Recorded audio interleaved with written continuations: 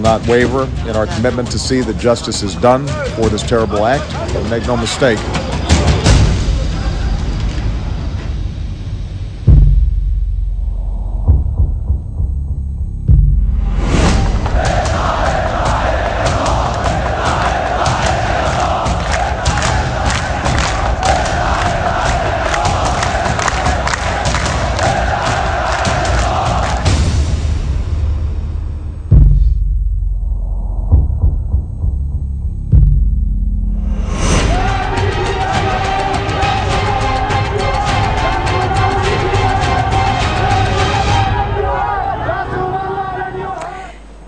Hello and welcome to Worldview with me, Suhasini Heather. The Arab street is full of protesters once again, but this time it isn't about democracy and freedoms. On Worldview tonight, we're discussing all the troubling events of this week and a film that has sparked off such death and destruction. Joining us on the show will be Time Magazine's editor-at-large and host of CNN show GPS, Fareed Zakaria. He's in New York.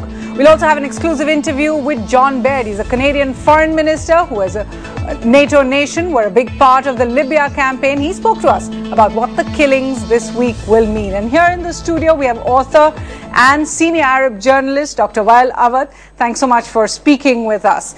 Now, the Arab Spring, it is said, was sparked off by a single slap in Tunisia. In the past week, it has been a little-known film that appeared online that set off a wave of protests across the Arab world. The biggest shock then in Libya, where 4 diplomats, including the US ambassador to the country, were killed.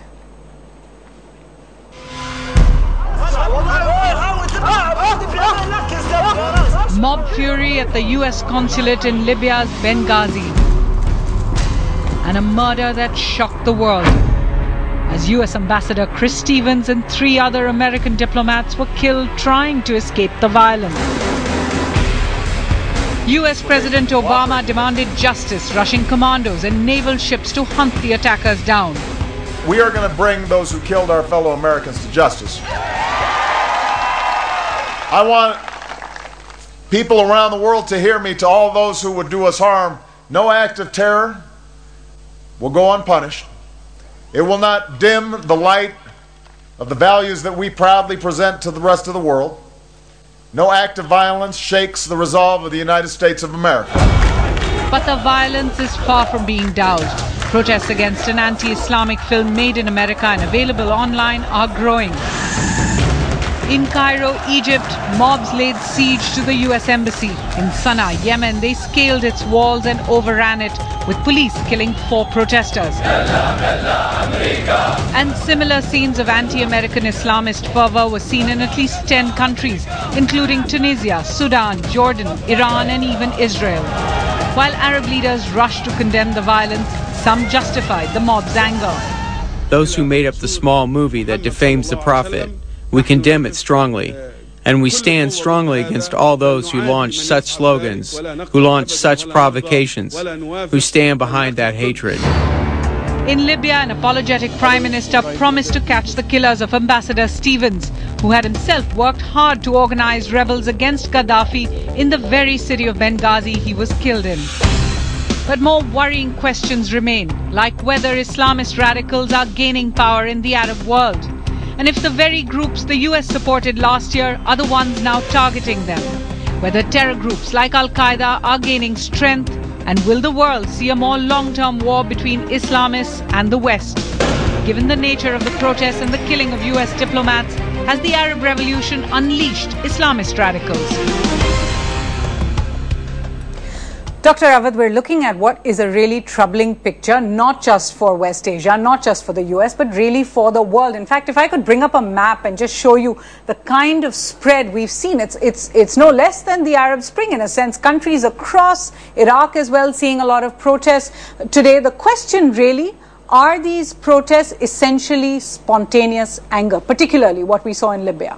I don't think it is a spontaneous, because the people who have made this film, they made sure that the contribution and distribution of this film has reached the maximum number of Arab channels. the maximum number of websites, Islamic channels, and they were distributing free copies and sending letters that this is a well-documented film, historical film, speak volume of the religion, of tolerance, and adding to it that it's also speak against America invasions to Iraq and Afghanistan. So we are giving you free copy to reach larger group of Muslim all over the world. And why do you think Libya in particular reacted this way? Libya, it's an anarchy. They have already created the mess there. You know, it is hundreds of groups of Islamist extremists. They are already joining hands with Al-Qaeda, and the government themselves said they have been outnumbered by the number of the militants that have taken over the Benghazi consulate. So they were unable to deal with them. Therefore, it is an anarchy. It is an American creation, and they know that they are only biting their own bullet, where they have themselves given these bullets and weapons to the militants, and they have killed them. That's an interesting point you're making over there, that there is a state of anarchy in Libya. I put that question, in fact, to the Canadian Foreign Minister, John Baird. Remember, as a part of NATO, Canada was a big part of the Libyan regime change operation, if you like. I asked him, after the killings there in Benghazi, how he could still be optimistic about that situation in Libya. Listen. We've got to have hope in this business. We'll do everything we can to, provide support to the government, the newly elected government in Tripoli, in this transition to a civil society. And what would you say to those who say these are just the forces that were unleashed by NATO in Libya when they went in to effect that regime change? When you got rid of Gaddafi, in effect, it is these radicalist Islamist forces that were released in Libya. Listen, we went in not for regime change. We went in to protect Libyan civilians who were at risk of being slaughtered in Benghazi at the hands of Gaddafi. And we've got to continue to provide support in the transition goes well. So no regrets for NATO's actions? Or Absolutely none. All right, no regrets there. Let's also go across to New York to Fareed Zakaria. Fareed, the world has been watching all these events, all those protests play out. It's like the past, maybe the 70s even. But the question really, is this essentially the rise of Islamic fundamentalism? Are these terror plots? Is it just anti-Americanism? How would you explain what we've seen in the past week? I think the central thing to understand is that this is very different from something like the events in Iran in 1979 or many of the similar kinds of events that people are conjuring up from memory. This is a case where the attack was not just on the U.S. Embassy, but was in a sense directed at the government of Libya. The Libyan government is an ally of the United States, is a democratically elected government, is anti-extremist, is moderate. The Libyan people by a 2-to-1 margin are pro-American. So here what you have is a group of extremists trying to disrupt democracy, trying to disrupt the democratic process. And so that makes it very different. It's troubling in many ways, and you know this. There is a certain extremism within the body politic of many of these Middle Eastern societies. But the core issue here is that the government, a democratically elected government, is on the side of the United States, is on the side of the international community, and is trying to battle these forces. What this ultimately is about is weak government. This is about a government that really does not have control over its own country, its own territory. This is more like Somalia than it is like Iran in 1979. That's pretty much the point Dr. Awad made as well over there, that really lawlessness in Libya. But of course, Fareed, this is not just about Libya. We're seeing at least 10 countries where U.S. consulates, missions have been attacked, some of them overrun completely. This looks more like the war really playing out of Islam versus the West. Is there a common thread the U.S. is particularly worried about here? Yeah, as I said, there is an element here that one has to be honest about. There is an element of extremism, radicalism, illiberalism, and anti-Americanism within Middle Eastern and Muslim societies. I think one can exaggerate the extent of it. Remember, in many of these cases, these are a few hundred people. One tends to forget when you look at tight camera shots of these people, if you were to pan out and see that you're actually looking at a much larger city in which this is only one disturbance, you can exaggerate it, but it's real.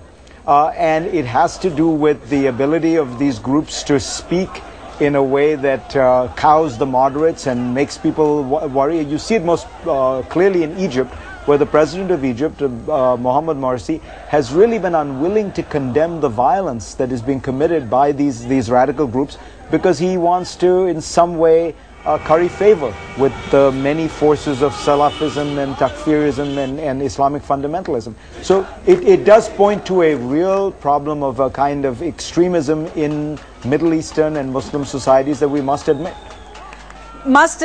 Also, Fareed, that re-look now at the Arab Spring, the common thread when we look at Libya, we look at Yemen, we look at Egypt, we look at Tunisia, the common thread seems to be that these are all Arab Spring countries. Is it the Arab Spring that has really unleashed this kind of Islamic radicalism? Because earlier they were being kept below. Look, of course it has, in the sense that it has opened up these societies, and you see all of these societies. You see the liberals, you see the moderates, you see the businessmen, but guess what? They tend to stay at home and they don't go around burning people and they don't go around killing people. So the reality is that it has opened up space for extremism, as it has opened up space for everyone. Arab societies were trapped between repressive authoritarian regimes on the one hand and illiberal societies on the other. For 50 years, we in the West have chosen the repressive authoritarian regimes. And, you know, it is a bargain that has its plus sides and its minuses. Now what has happened is many of these societies have opened up, the dictators are gone, order is gone, and you're seeing the full extent of these societies. But what is the solution? A return to military dictatorship in Egypt? A return to military dictatorship in Tunisia? That probably would keep these people at home because they would be fearful of dying. But ultimately, these societies are going to have to work out some of these demons within their society. Otherwise, they're not going to move forward. All right, Dr. Awad, the one country we haven't spoken about is Syria, but Fareed is making that point, that it's important to get rid of the repressive regime first. First, take out the brutal dictatorship, deal with Islamic fundamentalism later. Is that your view? That's the fundamental mistake. The American mindset is there, that they go for regime change without even thinking what is the project, what is the vision of a change, what is the alternative. It is not the regime change. It is, they have the same forces they have taken to Libya. It is Al-Qaeda. Everybody knows Bilhaj was trained by the United States in Afghanistan, kept to Gaddafi by the CIA, tortured by them. Then he was released on their behest, and then he spread the message and they got Al-Qaeda in. He became a leader of the TNC forces. So why are you contradicting yourself? It is a matter of regime change you cannot force on the people. This is not a spring. What happened in the street, there is, yes, a genuine demand in the Arab Spring. There is an aspiration, yes, but you hijacked it by the Muslim and the extremist group who have taken the lead. And similar fashion, you are now releasing a film in the United States. You are letting those extremists speak on behalf of us. We are not happy. We denounce such action. We condemn the killing of any person. So as long as you are following this policy of regime change and only following your own interests and Israeli-centric, then you will have only problem in the Middle East, as long as you don't understand the culture of the people. This has been a systematic way of dealing and a symptomatic way also of dealing with the crisis without looking into the causes. You can't just take the leader out. Society has to be looked at. Up ahead on Worldview, what is the broader impact of that Arab rage, particularly on US elections? Remember, in all the voices that we heard this week, there was this one condemning that film that sparked all the protests that came from US Secretary Hillary Clinton herself. We'll be right back with much more. This is an attack that should shock the conscience of people of all faiths around the world. We condemn in the strongest terms this senseless act of violence, and we send our prayers to the families, friends, and colleagues of those we've lost.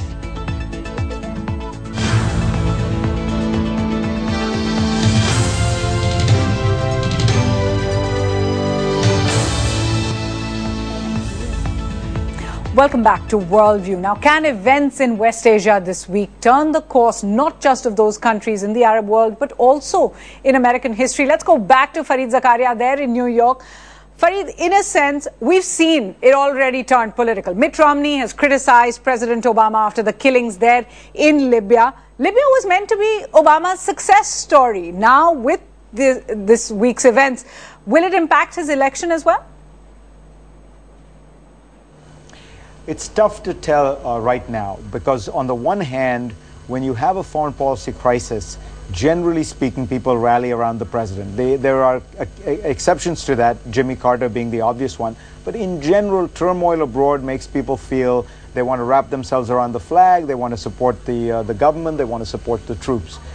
In this case, as you said, it's complicated because Romney is attacking a certain aspect of Obama's policy. On the other hand, his attack was not very well done, and he got some of his facts wrong. So, to be honest with you, I'd say it's too soon to tell. But my gut is that this will not seriously negatively impact Obama. I think that he will, anything that brings international crises to the fore allows the president to be presidential, to play on the global stage, and those generally remind you that this guy is president, and Mitt Romney is a guy who wants to be president but has no authority. Right, so perhaps no real impact, at least in the short term. Fareed Zakaria, thanks so much for joining us. I leave the last word to you, Dr. Rawat. Eventually, we shouldn't forget that the killings this week has been really about a rise of fundamentalism, an inability to take criticism there on the streets amongst those protesters there.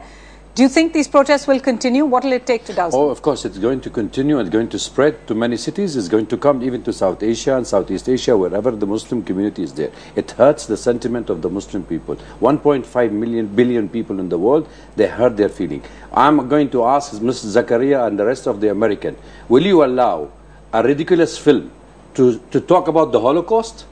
Let us say they talk about the Holocaust or ridicule it or even say the Holocaust does not exist. Will you allow them? If the freedom of expression is meant to hurt only one section of the Islamic people, then you have to pay the price for this kind of behavior. You're saying the film must be banned, but nothing can justify the violence. No, violence is condemned. We do not want these kind of extremists to talk on our voice. We can speak to the American directly in their faces that you are wrong.